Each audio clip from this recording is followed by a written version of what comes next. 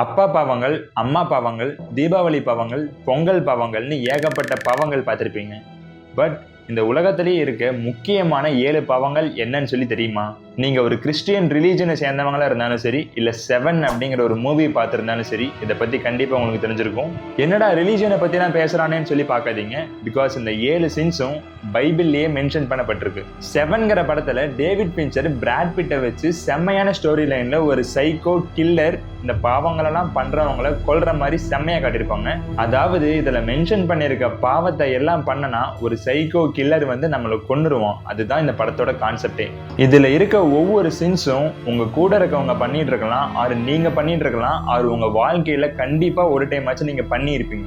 அந்த 7 பாவங்கள் பேரும் gluttony, greed, sloth, lust, pride, envy, wrath. இந்த பாவங்கள் எல்லாமே அன்னியன் படத்தோட கொஞ்சம் மேட்ச் ஆகிற மாதிரி இருக்கும். அதே மாதிரி தான் அன்னியன் படத்தையும் எடுத்திருப்பாங்க. அப்படியே நீங்க ஹிந்து ரிலீஜியன் சைடு வந்தீங்கன்னா அதுல 18 மகாபுராணாஸ்னு சொல்லி ஒரு கான்செப்ட் இருக்கு.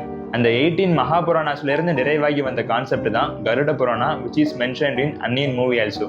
கவலைப்படாதே, அனைவரும் கருட புராணத்தின்படி தண்டிக்கப்படுவார்கள். கருட புராணம் எப்படி ஃபார்ம் ஆச்சுன்னு சொல்றாங்கன்னா, லார்ட் விஷ்ணு அவருடைய வாகனமான கருடனுக்கு இந்த சப்ஜெக்ட் எல்லாத்தையும் டீச் பண்ற மாதிரி ஒரு கான்செப்ட் இருக்கு. ஆஃப்டர் லைஃப் என்ன ஆகும், கர்ம வினைகள், சொர்க்கம், நரகம், தண்டனை, மோக்ஷம்னு சொல்லி நிறைய இருக்கு. அப்பா சேர்த்து இந்த கருட புராணத்தை எடுத்துட்டு வரையா? இந்த கருட புராணத்துல 28 வகையான பனிஷ்மெண்ட்ஸ் இருக்கு. அதுல சிலதை தான் அன்னியன் மூவில சொல்லியிருக்காங்க. அந்த கோபம், கும்பிபாகம், எருமி போஜனம். இப்போ வாங்க இந்த 7 பாவங்களை பற்றியும் பார்க்கறதுக்கு முன்னாடி உங்களுக்கு சின்னதாக ஒரு ஸ்டோரி சொல்லிடுறேன். இந்த 7 ஹேபிட்ல உங்களுக்கு ஒரு ஹேபிட் இருந்தால் கூட நீங்கள் இந்த உலகத்தில் வாழ்றதுக்கு தகுதியே இல்லை. Basically you are unfit for this world. உங்களை ஒருத்தன் கண்டிப்பாக வந்து கொன்னுருவான். இது நானும் சொல்லலை, பைபிளும் சொல்லலை. டேவிட் பின்ச்சர் படத்துல எடுத்த அந்த சைக்கோ கில்லரோட மோட்டிவ் இதுதான். பைபிள்ல என்ன மென்ஷன் பண்ணிருக்காங்கன்னா, ஹியூமன்ஸ் தப்பு பண்றது எல்லாமே நார்மல் தான், humans are imperfect, but humans இம்பர்ஃபெக்ட்ல இருந்து அவங்கள மாத்திக்கணும் அப்படின்னு சொல்லி மென்ஷன் பண்ணிருக்காங்க. பட் 7 மூவில இந்த 7 பாவங்களையும் பண்றவங்களை கொல்லணும் அப்படிங்கிறது தான் ஜான் டோ அப்படிங்கிறவனோட பிலீஃபா இருக்கு. இப்போ வாங்க அந்த 7 டெட்லி சின்ஸ்குள்ள இருக்க உண்மையை பார்ப்போம். ஃபர்ஸ்ட், குளுட்டோனி. எந்த வேலையும் பார்க்காம எப்போ பார்த்தாலும் சோறு மட்டுமே சாப்பிட்டுட்டு இருக்கிறது. எப்படா உன்னால நிம்மதியா சோறு திங்க முடியுது? இது ஓவர் ஈட்டிங், பிஞ்ச் ஈட்டிங், அன்ஹைஜீனிக்கான ஃபுட்ஸை மட்டுமே சாப்பிடுறது. கரண்ட் ஜெனரேஷன்ல இருக்க வேர்ல்டே இப்போ இட்ஸ் ஓகே டு பி வீக்னு நார்மலைஸ் பண்ணி கண்டதெல்லாம் சாப்பிட்டுட்டு இருக்காங்க. பட் ஒரு காலத்துல இந்த உலகம் எப்படி இருந்ததுன்னா, மாஸ்குலினா, அது அலெக்சாண்டர் தி கிரேட் இருந்தப்போலாம் வேற லெவல்ல மாஸ்குலினிட்டியே இருந்தது. மக்கள் எல்லாருமே போருக்கு போவாங்க, குடும்பத்தை பார்த்துப்பாங்க, இது மட்டுமே தான் மெயின் ஃபோக்கஸா இருந்தது. இப்போ இருக்க ஜெனரேஷனுக்கு எல்லாமே கிடைச்சிருது. So they feel that it's okay to be weak. இப்போ வீக்கா இருக்கிறதுல என்ன ப்ராப்ளம்னு கூட உங்க சிலருக்கு தோணலாம். பிகாஸ் இது அவனோட டிசிஷன் தானே, இது அவன் life, it's okay to be வீக்னா அவன் கேர் பண்ணிக்க போறான், நமக்கு என்ன பிரச்சனை அப்படின்னு சொல்லி உங்க எல்லாருக்குமே தோணும். பட் இங்க என்ன பிரச்சனைனா, ஒருத்தர் வீக்கா இருக்கனால அவனுடைய லைஃபே அவனுக்கு ஒரு ஒர்ஸ்ட் கேஸ் சினாரியாவா மாறி இருக்கு. அவனை சுத்தி இருக்கவங்க கூட அவனை ரெஸ்பெக்ட் பண்ண மாட்டாங்க, அவனாலேயே அவனை ஆக்டிவாகவும் பிரிஸ்காவும் வச்சுக்க முடியாது. அவனை சரௌண்ட் பண்ணி இருக்க ஃபேமிலி இவனை ஒரு பேர்டனா தான் பார்க்கும். இவனுக்கு ஒரு ப்ராப்ளம், எங்கேயாச்சும் ஓடணும்னா ஓடக்கூட முடியாது, ஏன் ஒளிய கூட முடியாது. நான் ரீசெண்டா ஒரு வீடியோ பார்த்தேன். ஒரு குழந்தை பேபி ட்ராலியில இருக்கு. அந்த ஸ்ட்ராலர்ல இருந்து அது பாட்டுக்கு மூவ் ஆகி கீழே போக ஸ்டார்ட் ஆகுது. ஏன்னா அந்த இடம் இறக்கமா இருந்திருக்கும் போல, அது பாட்டுக்கு மூவ் ஆகி கீழே போக ஆரம்பிச்சிருச்சு.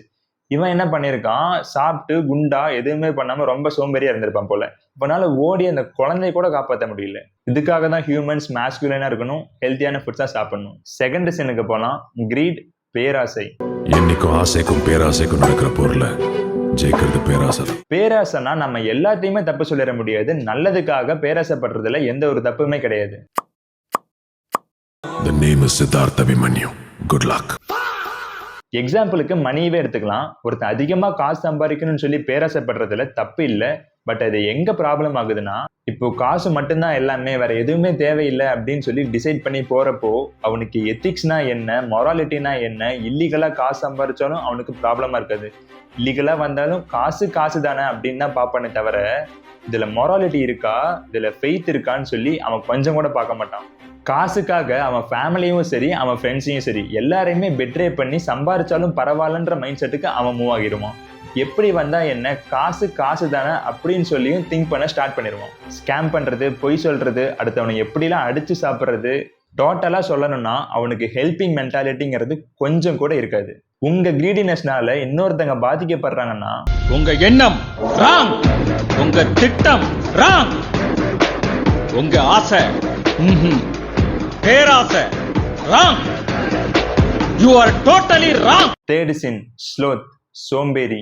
ரொம்ப லேசியா இருக்கிறது, ரொம்ப ஸ்லோ அண்ட் ஸ்லக்கிஷா இருக்கிறது, எல்லா விஷயத்தையும் தள்ளி போட்டுக்கிட்டே ப்ரொக்ராஸ்டினேட் பண்ணிட்டே இருக்கிறது, லெத்தார்ஜிக்கா எஃபோர்ட்டே போடாம இருக்கிறது. உங்க லைஃப்ல உங்களுக்கு ஒரு ரெஸ்பான்சிபிலிட்டி இருக்குன்னா அதை கண்டிப்பா நீங்க பண்ணிதாகணும். அது உங்களுக்கே தெரியும். இதை இதுக்கு மேல டீப்பா சொல்லி புரிய வைக்கிறதுக்கு எதுவும் இல்லை. பிகாஸ் இந்த டாபிக் உங்க எல்லாருக்குமே தெரியும். இப்போ நான் ஃபர்ஸ்ட் சொன்ன குளுட்டோன் இருக்கு இல்லையா, எப்போ பார்த்தாலும் சோறு மட்டுமே சாப்பிட்டுட்டு இருக்கிறது, அந்த சின்னுங்கிறது இந்த சின்னோட ஆட் ஆன் பேக்கா உங்களுக்கு ஆட் ஆயிரும். நீங்க எப்படி டேட்டா பேக்கு ஆட் ஆன் போடுறீங்களோ அதே மாதிரியே சோம்பேறித்தனத்தோட சேர்ந்து அந்த குளுட்டோனியும் ஆட் ஆகிறதுக்கு 90% ஆஃப் சான்சஸ் இருக்கு. எப்படியும் ஒருத்தன் ரொம்ப சோம்பேறியாவே இருந்துட்டு இருந்தானா அவனுக்கு ஏதாச்சும் சாப்பிடணும், போர் அடிச்சா சாப்பிடணும்னு சொல்லி தோணிட்டு இருக்கும் அல்லவா? எனக்கு தோணி இருக்கு ஒரு சில டைம்ல, அதனால சொல்றேன். ஃபோர்த் சின் காமம், லஸ்ட். செக்ஷுவல் டிசைருங்கிறது ஒருத்தனுக்கு அதிக அளவில் இருந்தா அது அவனுக்கு கண்டிப்பா ப்ராப்ளம் தான்.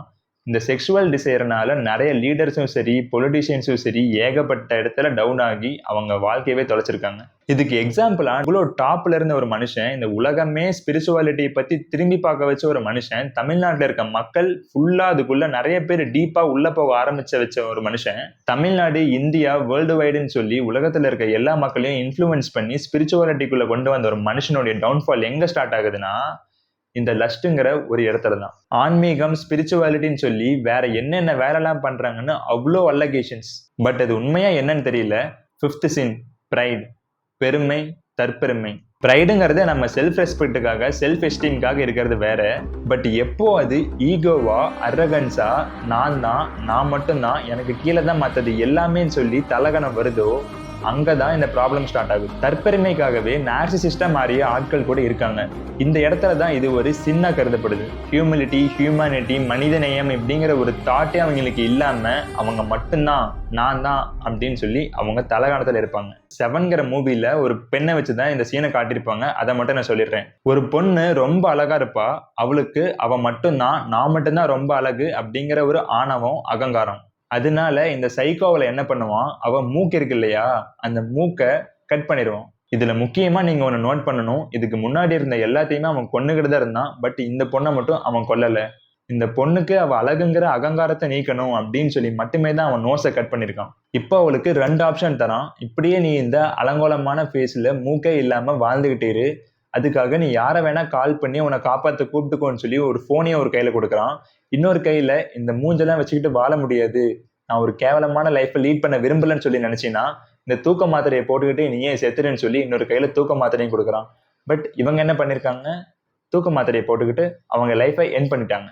6th சின் பொறாமை, என்வி. பேசிக்கா சொல்லணும்னா அடுத்தவங்களுடைய சக்சஸையோ ப்ரொஃபஷனையோ பார்த்து ரொம்ப ஜெலஸ் ஆகுறது. அடுத்தவங்களை பார்த்து இன்ஸ்பயர் ஆகுறதுங்கிறது வேற, பட் அடுத்தவங்களை பார்த்து நம்ம ஜெலஸ் ஆகுறதுங்கிறது வேற. இப்போ நீங்க பொறாமையே பட்டாலும் அந்த பொறாமையை வச்சு நம்ம எப்படி அதிக எஃபோர்ட்ஸ் போட்டு அவனை அவுட் பெர்ஃபார்ம் பண்ணி நம்ம மேலே போறது அப்படின்னு மட்டும்தான் பார்க்கணுமே தவிர அவனை எப்படிலாம் பண்ணி டவுன்கிரேட் பண்ண முடியும், அவனை எப்படி அடிச்சு நம்ம மேலே போகலாம் அப்படிங்கிற இடத்துல தான் இது ஒரு சின்ன மாறுது. அப்படிலாம் நினச்சிட்டு இருந்தீங்கன்னா கண்டிப்பா தயவு செஞ்சு போய் அந்த 7ங்கிற மூவியை பார்த்துருங்க. அதே நிலைமை தான் உங்களுக்கும்.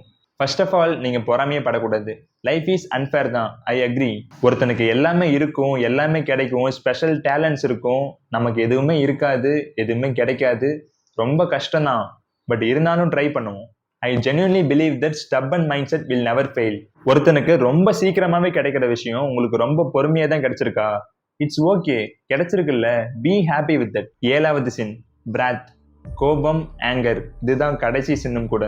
ஒருத்தனுடைய கோபத்தை அவனே கண்ட்ரோல் பண்ண முடியலன்னா ஹீ இஸ் எ லூசர். கண்ட்ரோலே பண்ண முடியாத கோபம் உங்களை அந்த விஷயத்தவே வெறுக்க செய்யுது. அந்த வெறுப்பு தான் உங்களை பழி வாங்கணுங்கிற எண்ணத்தை தூண்ட செய்யுது. இப்படி ரிவெஞ்சில் போய் முடியாமல் இருக்க தான் you should know how to control your angerness. இப்போ எப்படி வாரில் ஈரானோட சுப்ரீம் லீடர் காமினியை கொன்னாங்க, அதே மாதிரி ஈரானோட மிலிட்ரி பேசஸையும் பயங்கரமாக அடித்தாங்க. பட் இதில் பாதிக்கப்பட்டது சிவிலியன்ஸான குழந்தைகள் தான். அந்த குழந்தைகள் 166 பேர் ஒரு ஸ்கூலில் பாம்பு அடித்து இறந்து போயிருக்காங்க. இது எதனால்? அவனுடைய ஆங்கர்னால தான். இதை பொறுமையாக டைம் மேனேஜ் பண்ணி அந்த இடத்துல ஸ்கூல் இருக்குன்னு சொல்லி கண்டுபிடிச்சி அந்த பேஸை அடிக்காமல் இருந்திருந்தான்னா அந்த குழந்தைங்க உயிர் தப்பிச்சிருப்பாங்க. கரெக்டா?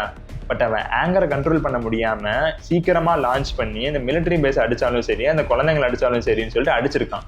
இதனால crude oil price, petrol, diesel, gas, எல்பிஜின்னு சொல்லி எல்லாத்தோட விலையுமே ஏறிட்டே தான் போயிட்டு இருக்கு. ட்ரம்ப்னாலையுமே இந்த ப்ரெஷரை ஹேண்டிலே பண்ண முடியல. அமெரிக்கா என்ன நினைச்சதுன்னா, நம்ம பண்ண ஃபைட்ல ஈரான் எல்லாத்துக்குமே ஒத்து போயிடுவாங்க, அடங்கி போயிடுவாங்க, நம்ம தான் மேலே அப்படின்னு சொல்லி டிசைட் பண்ணிட்டாங்க. அப்படி சொல்லி தான் இந்த அட்டாக்கே ஸ்டார்ட் பண்ணியிருக்காங்க. பட் ஈரான் அதுக்கு கொஞ்சம் கூட ஒத்து போற மாதிரி, அடங்கி போற மாதிரி தெரியல. அவங்க மிடில் ஈஸ்ட் கண்ட்ரீஸ்ல இருக்க யூஎஸ் டெரிட்டரி பேசஸ் எல்லாத்தையும் அட்டாக் பண்ண ஸ்டார்ட் பண்ணிட்டாங்க. பிகாஸ் ஈரான் யூஎஸை டைரக்டா அட்டாக் பண்ணி வின் பண்ண முடியாது. ஏன்னா யூஎஸ் தான் நம்பர் 1 மிலிட்டரி ஃபோர்ஸஸ் வச்சிருக்க ஒரு நாடு இருக்கு.